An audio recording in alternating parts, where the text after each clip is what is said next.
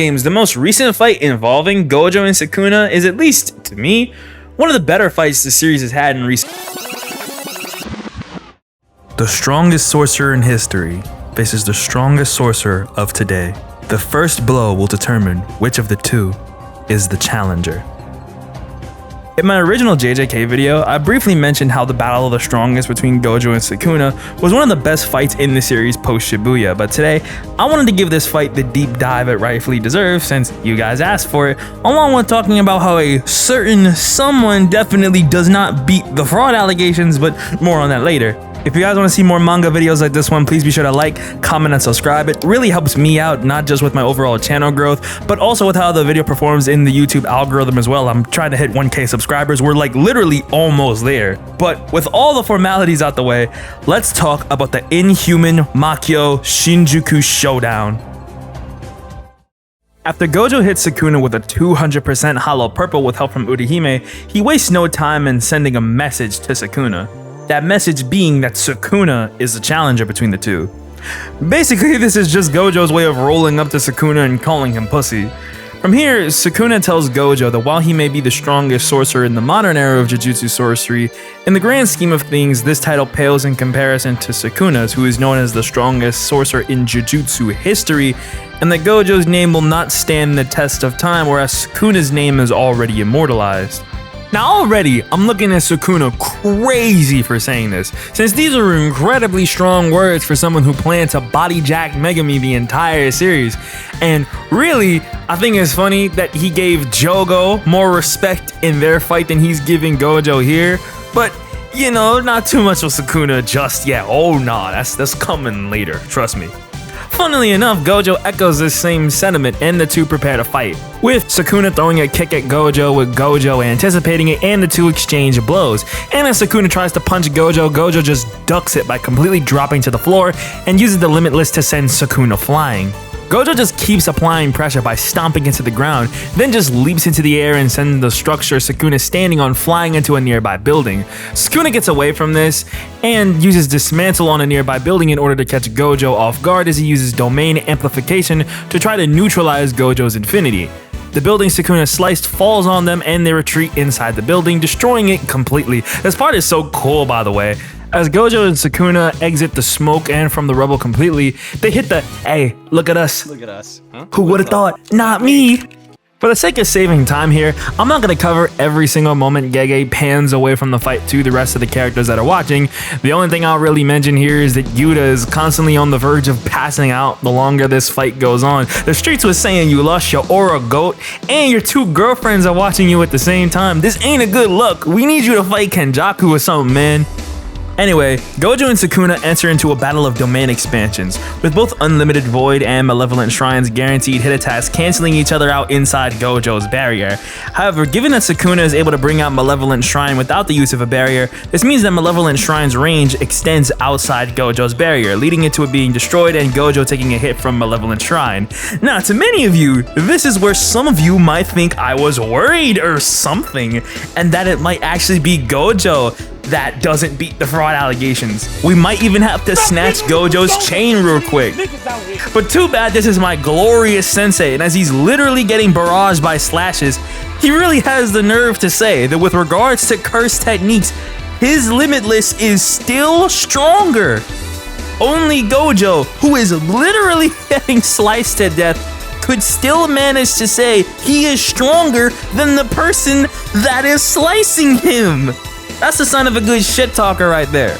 To make it so that I'm not entirely glazing Gojo this entire video, because that's really what I'm going to be doing here, I will give Sukuna the credit in that he did win the Battle of Domains the first couple of times.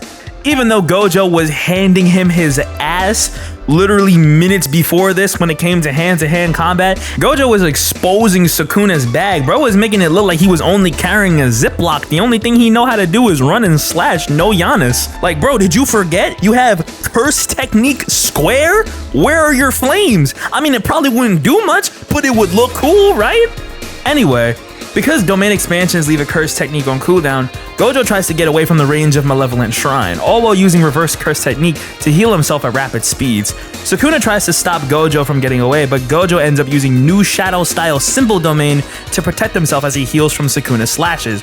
But because the cursed energy output for simple domain can only buy time, Gojo has to reinstate simple domain once it disappears. And from the outside looking in, it appears that Gojo stops healing with reverse curse technique, and the rest of the cast thinks Gojo might have run out of curse energy, and they even start to think that Gojo might lose. But y'all really need to start having more faith in my sensei. Yes, I'm glazing. Deal with it. Because Gojo was using his reverse curse technique to heal his burnt out curse technique as he restores his limitless and uses curse technique reversal red to blast Sukuna into his malevolent shrine. Streets was saying you was summoning the malevolent shrine on top of the Mickey Mouse clubhouse. We know what you are, sir. Also, it's kind of crazy after all that slashing, Gojo's shirt is still intact, huh? Gojo's shirt is the strongest character in this series, I guess. After using red on Sukuna, Gojo goads him into expanding the range on Malevolent Shrine as Gojo opens his domain again and manipulates his barrier to be stronger against Sukuna's external attacks. Inside the domain, Gojo and Sukuna start to box, and Gojo notices that Sukuna can use domain amplification even inside a domain. But to be honest, that really doesn't matter to Gojo, since Sukuna cannot box for shit! This is one of the first things I really noticed about Sukuna during this fight, but Sukuna does not have hands like that. Like, Gojo goes for a jab on Sukuna, which Sukuna dodges, and he tries to retaliate. But Gojo ducks this and gets a clean hit to Sukuna's side. All the while, Sukuna has been focusing on expanding the effective range on his domain in order to increase the power of Malevolent Shrine slashes, destroying Gojo's domain again. I think it's funny here that Gojo was piecing Sukuna up inside the domains, but the second Sukuna had any sort of advantage, he really tries to taunt and belittle Gojo. Says a lot about Sukuna's character, doesn't it? Gojo starts to get slashed again, but he opts to use Falling Blossom Emotion since, unlike Simple Domain, it won't immediately go away, and while Gojo is still taking some punishment here, the cuts from Malevolent Shrine are much shallower. Gojo opens up Unlimited Void one more time, but unlike before, he constricts his barrier to being extremely small and dense. The next time we see Gojo and Sukuna is after Gojo's barrier is destroyed by Malevolent Shrine.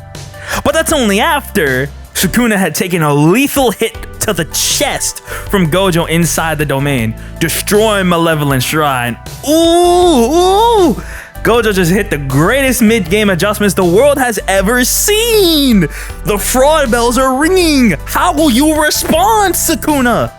Gojo continues to pile pressure onto Sukuna while his curse technique is birthed out, with Shoko saying that Sukuna is most likely able to repair his own burnt out curse technique after seeing Gojo do it. And as Gojo kicks Sukuna away, he wonders why Sukuna hasn't opted to use the 10 Shadows technique, as Gojo starts to get a bloody nose from using reverse curse technique and domain expansions too much.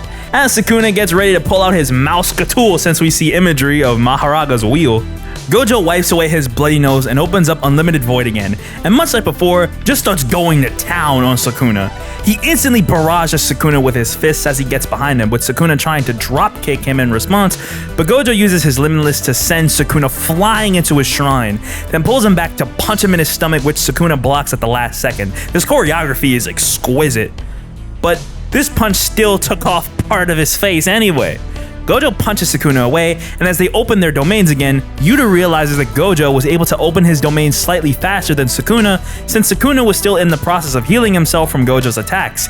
And since the curse technique repair lags depending on the degree of physical healing, Gojo's Unlimited Void finally hits Sukuna, and as Gojo punctures Sukuna's chest, Sukuna is completely immobilized. And Gojo has nothing on his mind but getting back at Sukuna for what he did to Yuji way back at the beginning of the story. But of course, baby, get the clown hordes, get the makeup, get the wig. Let's say the magic words, everyone. Miska, Muska, Mahoraga, baby. One more time. Miska, Muska, Mahoraga, baby. Let's go. Yeah, Sukuna summons Daddy Mahoraga to come and save his ass, who has seemingly already adapted to Unlimited Void. We learn that through using Mahoraga's will for himself, Sukuna is able to bear the burden of adaptation, which in turn applies to Mahoraga. But with regard to the two's can't miss attacks that canceled each other out across their domain expansions, Sukuna had Megumi Soul bear the burden of adaptation, which is honestly hilarious to me. I love Megumi, man, but he really is a fraud. Not only is Sukuna just better at using the 10 shadows than him, but man, Megumi really got CTE 5 times in a fight he wasn't even in. That's levels of fraudulence we haven't ever seen before. Makes sense why Sukuna would want Megumi's body, huh? Yuta enjoyers, rise up! Our boy is undefeated! Anyway, after Mahoraga destroys Unlimited Void, Sukuna says that he wanted to deal with Unlimited Void first by using the 10 shadows to have Megumi bear the burden of adaptation, but Gojo says that Sukuna only had Megumi bear the process of adaptation and that neither Sukuna nor Megumi had fully adapted to Unlimited Void as a whole. But as Gojo tries to use his domain expansion one more time, Gojo's overexertion of his reverse curse technique and domain expansion catches up to him, as he had fried his brain in the process of healing both himself and his curse technique and couldn't focus on healing his brain like he's done in the past. Sukuna gets ready to end the fight and says that he'll manifest Malevolent Shrine with a barrier to keep Gojo from getting away from his range as he adapts to his infinity. And then says, "Goodbye, strongest sorcerer. Turns out you were lucky to be born in an era when I wasn't around. It's why you're so mediocre." Too bad the Heian era was filled with plumbers and firemen, because right as this literal fucking idiot says this, Malevolent Shrine collapses behind him because Sukuna's brain still got hit from the effects of Unlimited Void, and the effects finally caught up with him. Through a heaven and earth, Sukuna is the fraudulent one. Bro was really talking shit when he was up, only to get completely embarrassed.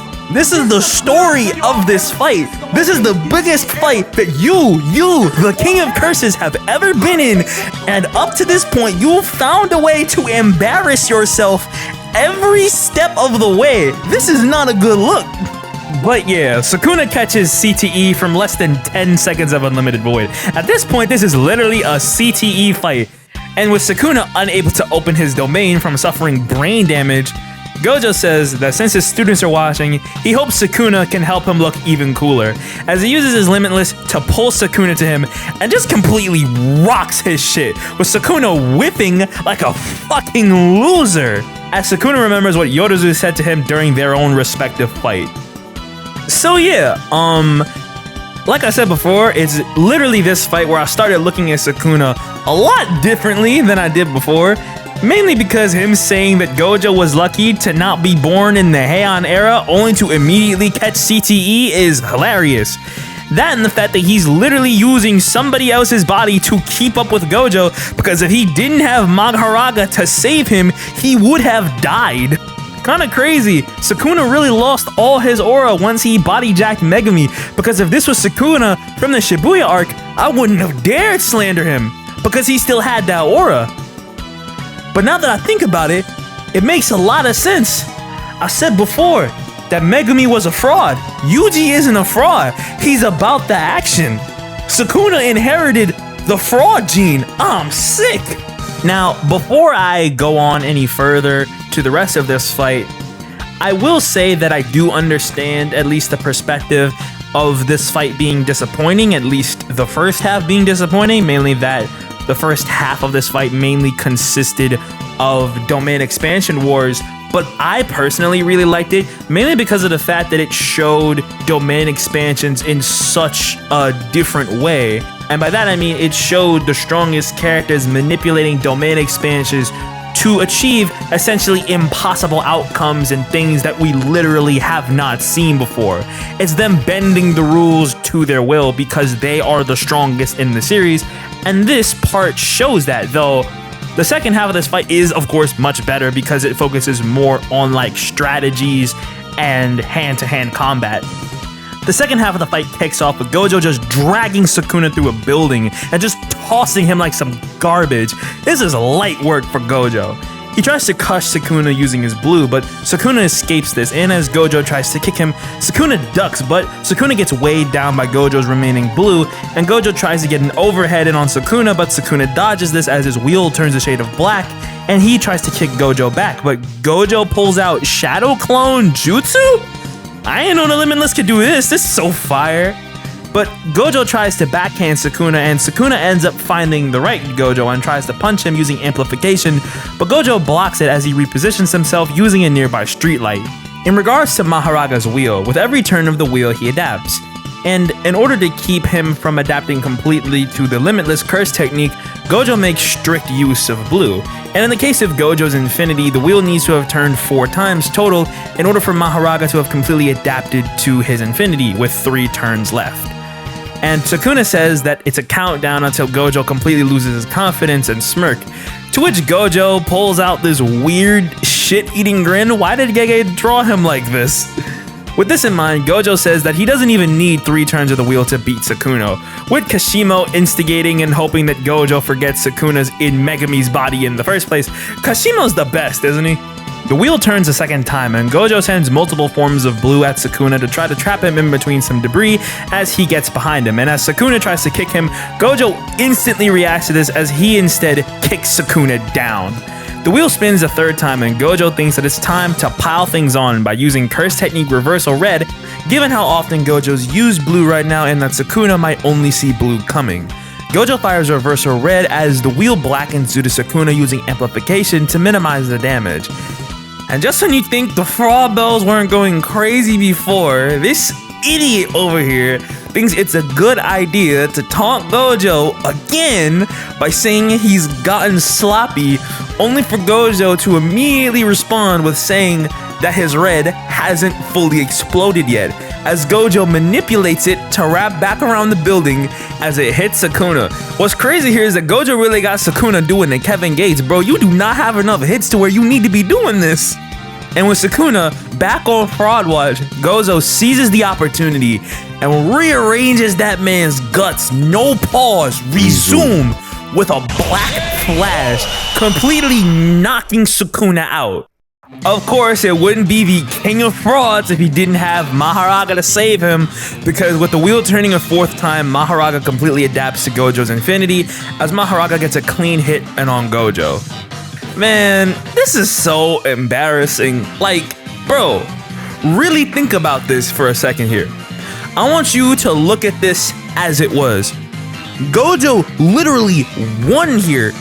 Like, he actually just knocked Sukuna out. Sukuna is unconscious. He incapacitated him. His eyes roll back into his head. You're done, and not just on Twitch. This is hysterical. Anyway, Gojo heals from Mahoraga Slash, with Shoko noting that his healing is starting to slow down due to his output decreasing. And in this moment, Gojo himself starts to question whether he might lose, and asks himself when the last time it was that he felt this, leading to him thinking about Toji. Kind of funny when you think about how Gojo is wearing the fit of the guy who slid on him. That fade really changed his life in every way possible. And you know Gege be cheesing every time he gets a chance to include a Toji reference, and for good reason. Every time he's referenced Toji, it's been heat. I cannot complain. But amidst the feeling that he might lose, Gojo also feels satisfaction that Sukuna's been someone that's been able to push him this far. This moment really puts Gojo's entire character into perspective by showing what being the strongest can do to someone like him, and how it can lead to a sense of isolation since no one's able to really give him a true challenge, and the only person that was able to do so was Toji Zenin. And from here, Gojo just goes to town on Mahoraga, barraging him in the face and using a double palm attack to send him backwards. And as he tries to recover lost output in order to use red on Mahoraga, Sukuna wakes up and uses Rapid Escape to save Mahoraga, but Gojo fires red at the ground and continues to pursue him, saying that while Mahoraga is on the offensive due to him adapting to his Infinity, Sukuna provides backup, leading to arguably the funniest moment of this whole fight, with Sukuna just tossing a fire extinguisher at him. I don't know why this is so funny, it just is. This distracts Gojo so Mahoraga can get the jump on him, and Sukuna replicates Piercing Blood by making use of Max Elephant's abilities without even summoning him, which I gotta give credit where credit is due, King of Frauds. That's pretty cool from your end. Gojo thinks to himself about Sukuna and the 10 shadows, and the Mahoraga will take more time to fully adapt to Gojo's red compared to his blue, given that he's used red less than he has blue. But Sukuna then combines both Nue and Totality to create Merged Beast Agito. Now, one thing that I guess I will say, so Sukuna Nation doesn't say, bro, you don't understand, Sukuna's IQ is so high. He's got that court vision, daddy, please let me hit. Sukuna's IQ has been pretty high this entire fight with the way he's utilized the 10 shadows. Even if the only real way he's been utilizing the 10 shadows is having Daddy Mahoraga bail him out. But you know, not too much on Sukuna, I suppose. Just this once, I guess. And Megami, man, you're back on Fraud Watch, dude. What do you mean you never thought to combine those two before? I know Nue and Totality were getting you clutch buckets, but bro, no wonder Toji offed himself. He knew you didn't have the same aura as him, man. But yeah, Sukuna officially reinstates Jump Kaisen on Gojo, with Gojo saying that Sukuna looks like a lost alien, which, you know, he's not wrong, and Sukuna definitely is, well, with Daddy Mahoraga and now his mom Agito putting him in the backpack. And if you really think about it, this is really just Sukuna admitting to the audience that he really cannot handle Gojo in the ones, because he can't handle Gojo in the ones. So he has to rely on jumping him. We came here to watch the King of Curses fight against the strongest sorcerer. We came here to see Sukuna versus Gojo. And the only thing that Sukuna has really done is rely on the 10 shadows from an underage kid to bail him out. This is y'all king? And the crazy part is that if this was Heian era Sukuna, he would have got his ass beat worse. Like, he actually would have gotten his ass beat worse, because it's literally him relying on someone else's curse technique that he's even alive. And fun fact that I actually learned, did y'all know that the Heian era sorcerers are 1-7 against modern day sorcerers? And that one is Kashimo beating Panda? Sukuna was a king, alright. He was a king of rice farmers and orange merchants.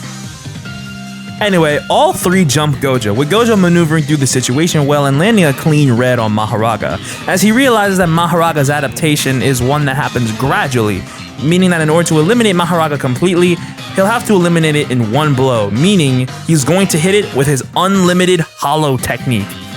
Gojo continues to hold both Mahoraga and Agito at bay, ripping off Agito's tail in the process. You'll notice a certain somebody is not here. Sukuna is just getting completely backpacked here. I don't know what you want me to say. He then contemplates that getting hit by purple could be fatal, as neither of them are at their full strength, as he then tells Mahoraga to completely let loose as he slashes off Gojo's arm, doing a move similar to Sukuna's dismantle. And with Gojo on the back foot, Sukuna finally reappears and all three start to apply pressure on Gojo. But y'all gotta stop playing with my sensei, because not only does he gut check Agito with one hand, he's looking feral as hell right now, but then he immediately destroys him by using maximum output blue. Come on, man, that's too easy. Anyway, the narrator reveals that 41 seconds from this moment, Gojo's hollow purple will rip through Shinjuku, with the last imagery being Gojo restoring his hand. Now, before I get into this next chapter, we gotta talk about Sukuna right now, because there's just no possible way. This entire fight, you've been stumbling on banana peels like a cartoon character trying to keep up with Gojo. You initiate the 3v1, Mahoraga cuts off Gojo's arm. You are statistically at the biggest advantage you have been at this entire fight, and you're still losing. I don't even know how that's possible. How are you losing? But anyway, in the next chapter, we see that Gojo was able to get in a second Black Flash as he was destroying Agito, meaning that Gojo is completely in the zone right now, which also helps to restore his output of reverse curse technique, as he's able to completely restore his hand at this point. You see his face here. We all know the last time his face got like this, and exactly what happened to his opponent when he did get like this. For the first time in a millennium, Sukuna is scared. He's frightened, as he should be. he started to realize Gojo isn't just some nameless fish on his cutting board anymore. Gojo lands a third black flash on Mahoraga. Then as Sukuna throws a punch, he grabs his arm and throws him into Mahoraga, and then sends the two flying back with a fourth black flash into the building. Gojo begins to chant to recover lost output, and Sukuna realizes that Gojo is planning to fire red. But Gojo then fires it upwards, and Sukuna realizes what's happening and begs Daddy Mahoraga to save him. Bro, this panel has to be the funniest thing I have ever seen in my life. Mahoraga, save me! Yo, there's no way. There's no fucking way. His aura is dead. And you know Mahoraga is fed up with this shit. Brother, that's your man's. Guard him. From here, Mahoraga leaps into the sky, where the blue that Gojo used had remained even after crushing Agito, and the red that Gojo had fired had not exploded yet. Similar to how Gojo had his red wrap around the building when he hit Sukuna with it. Mahoraga tries to eliminate the blue that's currently remaining before red can get there. But although Mahoraga had adapted to blue due to the amount of times that Gojo had used it, Gojo uses the attraction of blue to move between it and Mahoraga at high speeds. And since it doesn't affect Mahoraga at all, Gojo used Mahoraga's adaptation to his own advantage, getting a good hit in on Mahoraga. Sukuna appears to try to use piercing blood to destroy red, and of course he speaks way too soon about it, but you simply cannot outdo the doer, because Gojo then chants the words for blue. So the piercing blood that Sukuna fired gets pulled towards blue instead. Red and blue combine to make purple as it rips through Shinjuku and completely destroys Mahoraga's wheel. At this point, Sukuna is just on his last legs. He doesn't have Mahoraga anymore. For lack of a better term, he just got fucked up. Meanwhile, Gojo is mostly fine because even though he still took some damage from purple, Black Flash helped it to regain output for reverse curse technique, meaning that Gojo Satoru is now the strongest in history.